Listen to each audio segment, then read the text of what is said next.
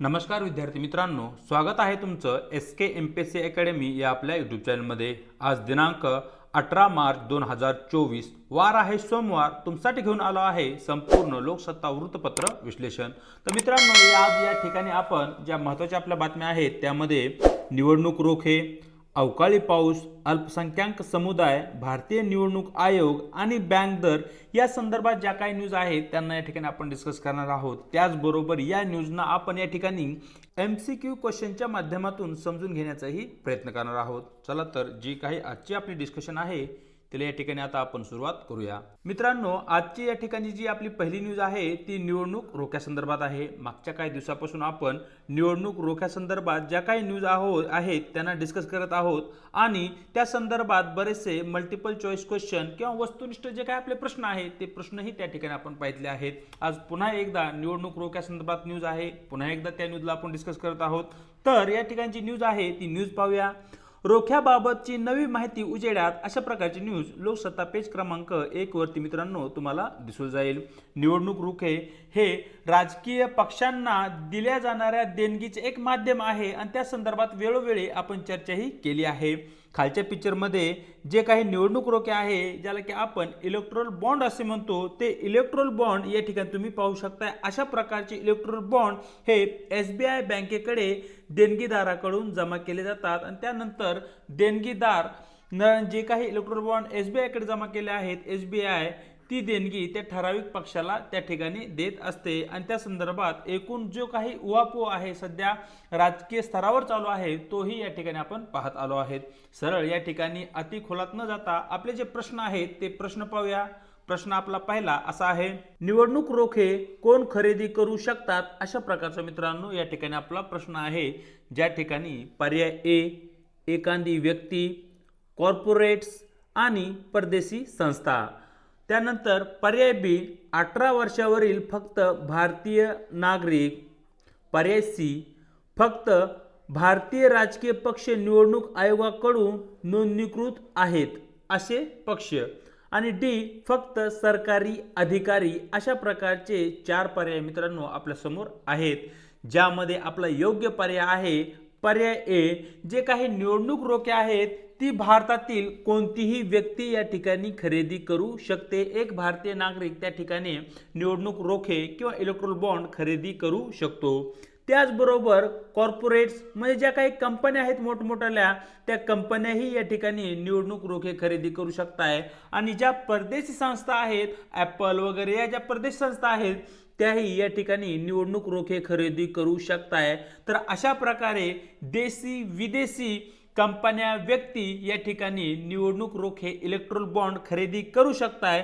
म्हणजेच या ठिकाणी प्रश्न क्रमांक 1 चं आपलं योग्य उत्तर राहील पर्याय A। पाहूया प्रश्न क्रमांक 2, भारतामध्ये निवडणूक रोखे कोणत्या वर्षी लागू करण्यात आले अशा प्रकारचा मित्रांनो आपला पुढचा प्रश्न आहे।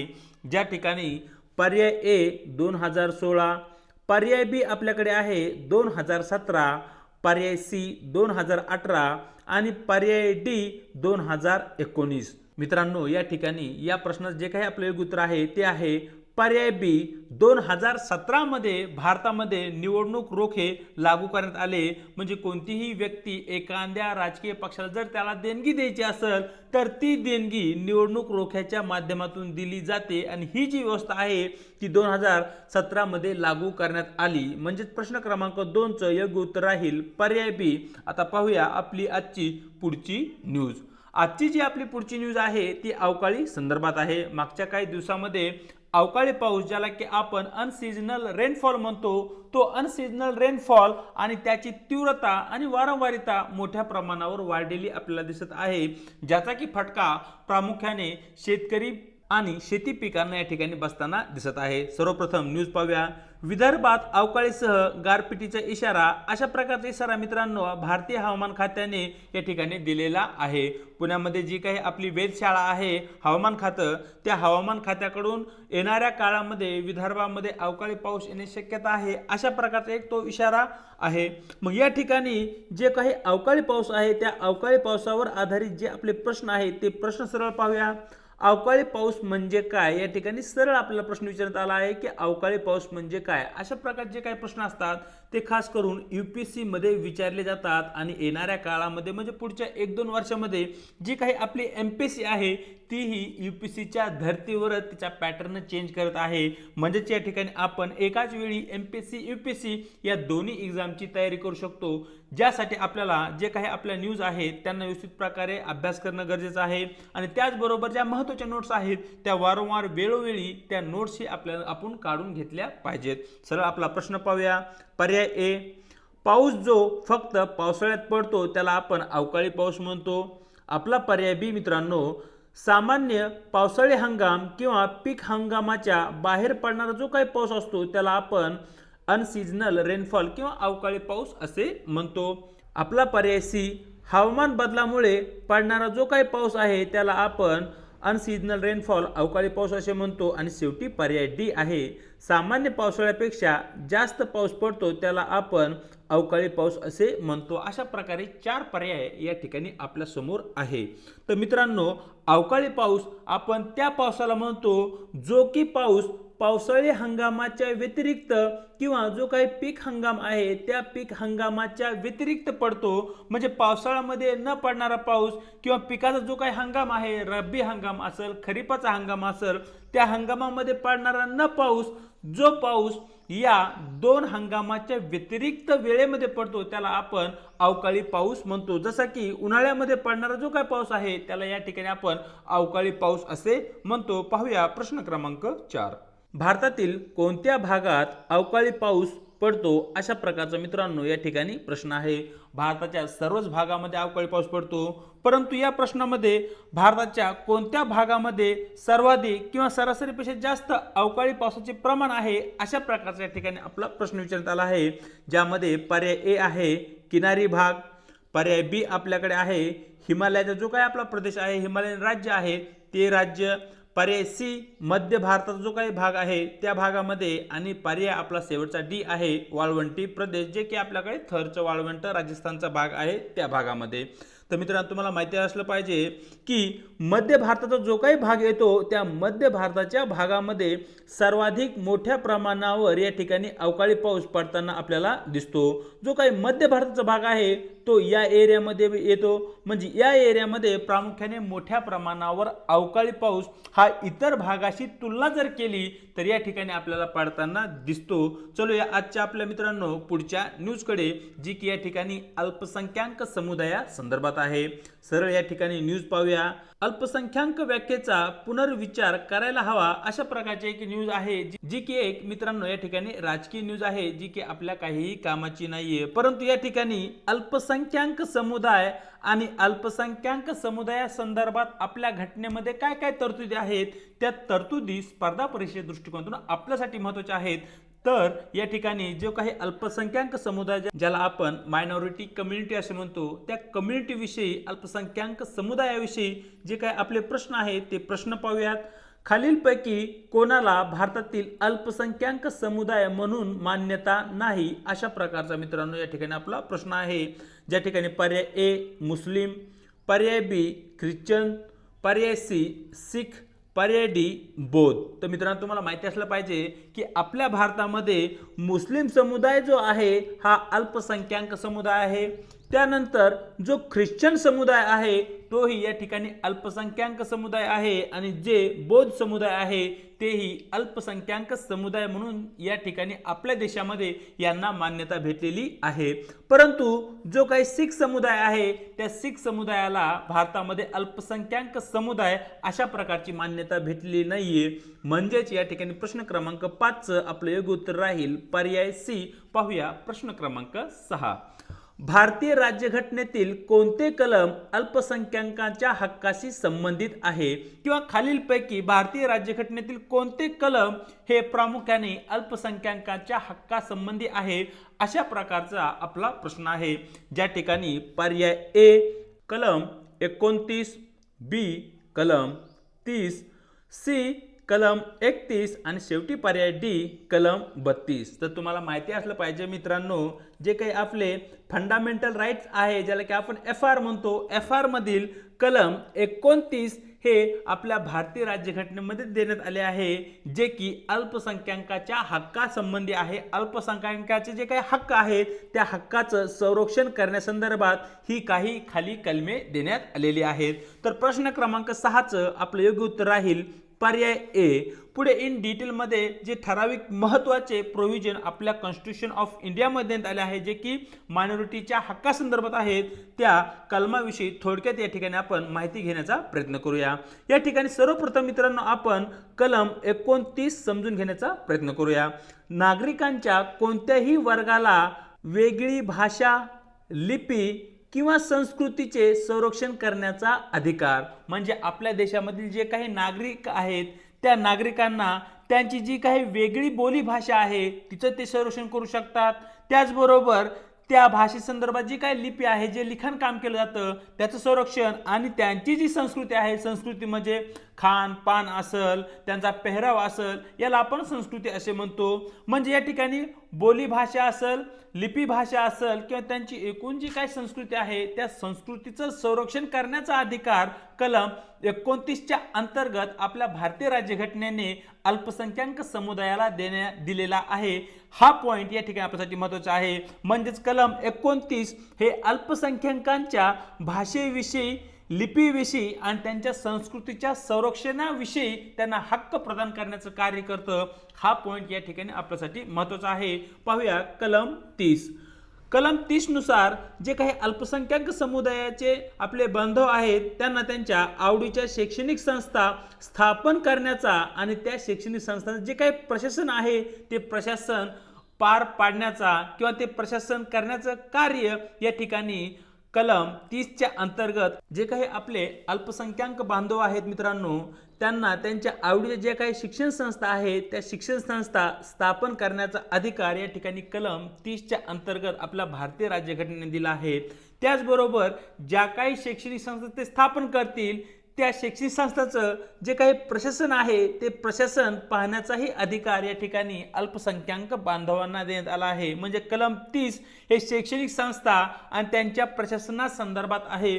हा पॉइंट या ठिकाणी तुम्हाला नोट डाऊन करून घ्यायचा आहे। आणि पुढचा एक जो महत्त्वाचा पॉइंट आहे तो म्हणजे कलम 350A हा आपल्यासाठी महत्त्वाचा आहे। या कलमानुसार जे काही अल्पसंख्याक गटातील मुलं आहेत त्या मुलांना त्यांचं जे काही प्राथमिक शिक्षण आहे ते प्राथमिक शिक्षण त्यांच्या मातृभाषेमध्ये घेण्याचा किंवा त्यांचे मातृभाषेमध्ये त्यांना ते प्राथमिक शिक्षण प्रोव्हाइड करण्यासाठी सरकारने पुरेशा सुविधा उपलब्ध करून द्याव्यात, अशा प्रकारचा निर्देश या ठिकाणी कलम 350A या ठिकाणी सरकारला देते। म्हणजेच 350A अंतर्गत सरकारने अशा प्रकारच्या सुविधा त्या ठिकाणी निर्माण कराव्यात ज्या सुविधाच्या माध्यमातून जे काही अल्पसंख्याक गटातील मुलं आहेत, मुली आहेत, त्यांचे जे काही प्राथमिक शिक्षण आहे ते त्यांना त्यांच्या मातृभाषेमध्ये, त्यांच्या बोली भाषेमध्ये घेता यावं, यासाठी सुखसुविधा प्रोव्हाइड करणं, त्याची व्यवस्था करणं याची जबाबदारी ही सरकारची असेल, ही गव्हर्नमेंटची असेल।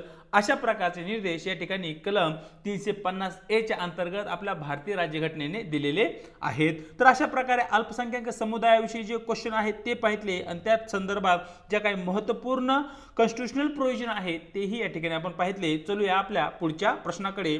पुढचा जो आपला प्रश्न आहे तो भारतीय निवडणूक आयोगा संदर्भात आहे। अलीकडील काळामध्ये जे काही लोकसभा निवडणूक आहेत त्याच्या तारखा जाहीर झाल्या आहेत, त्यामुळे भारतीय निवडणूक आयोग पुन्हा एकदा चर्चेमध्ये, पुन्हा एकदा न्यूजमध्ये आलेला दिसतो आणि त्यावर आधारित जे काही क्वेश्चन आहेत ते या ठिकाणी आपण पाहत आहोत। अशा प्रकारचे जे काही क्वेश्चन आहेत ते खास करून यूपीएससीला विचारले गेले आहेत। म्हणजे या ठिकाणी यूपीएससी एमपीएससी यांची सोबत तयारी करण्याचा या ठिकाणी आपण प्रयत्न करत आहोत। सरळ आपला प्रश्न पाहूया।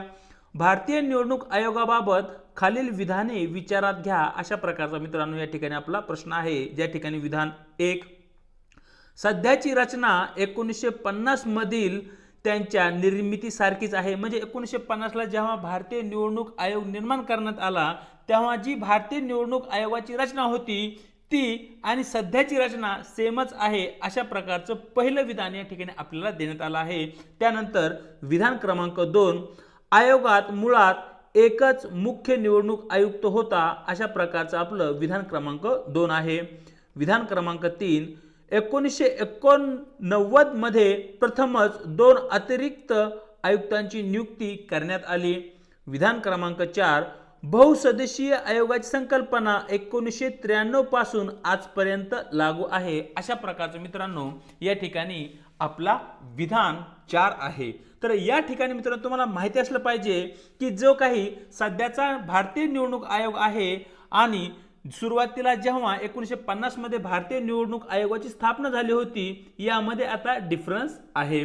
सुरुवातीच्या काळामध्ये म्हणजे 1950ला जेव्हा भारतीय निवडणूक आयोगाची निर्मिती करण्यात आली होती तेव्हा त्या ठिकाणी केवळ एकच मुख्य निवडणूक आयुक्त त्या ठिकाणी कार्यरत होते.